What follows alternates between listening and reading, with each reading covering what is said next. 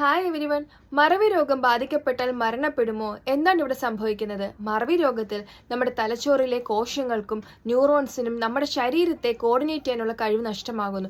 അത് ഗ്രാജുവലി ആന്തരിക അവയവങ്ങളുടെ ഫംഗ്ഷനെ ബാധിക്കപ്പെടുന്നു. അത് മരണത്തിലേക്ക് നയിക്കുന്നു. ഒരു 50 മുതൽ 60 വയസ്സിന് മുകളിലുള്ളവരെയാണ് കൂടുതലായിട്ടും മറവി രോഗം ബാധിക്കപ്പെടുന്നത്.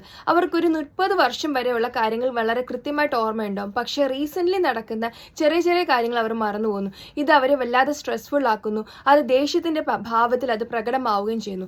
ഇത്തരം സ്ട്രെസ് അവരുടെ രോഗം കൂടുതലായിട്ട് കൂട്ടുന്നു. അവർ എപ്പോഴും ഒതുങ്ങിക്കൂടി ആരോടും ഇടപഴകാതെ ഒറ്റപ്പെടാൻ ശ്രമിക്കുന്നു.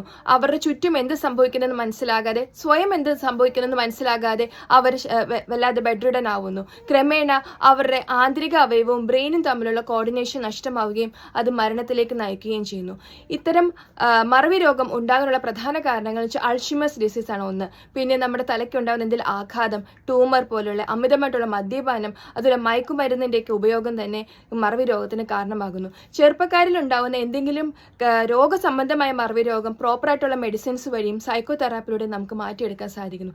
എന്നാൽ നമ്മുടെ വീടുകളിലുള്ള മറവി രോഗം ബാധിക്കപ്പെട്ട പ്രായമുള്ളവർക്ക് ഏറ്റവും നല്ല ഒരു മെഡിസിൻസ് നമുക്ക് നൽകാവുന്നുള്ളത് സ്നേഹത്തോടുള്ള പരിചരണവും അവർക്ക് മറവി രോഗത്തിന്റെ ലക്ഷണം എന്തെന്ന് മനസ്സിലാക്കി കൊടുക്കുകയും അവരെ സാന്ത്വനപ്പെടുത്തുകയും അതുപോലെ എപ്പോഴും സ്ട്രെസ് ഫ്രീ ആയിട്ട് അവരെ ജീവിക്കാൻ അനുവദിക്കുകയും ചെയ്യുക. സോ ഈ ഒരു ഇൻഫർമേഷൻ എല്ലാവർക്കുമായിട്ട് ഷെയർ ചെയ്യുക.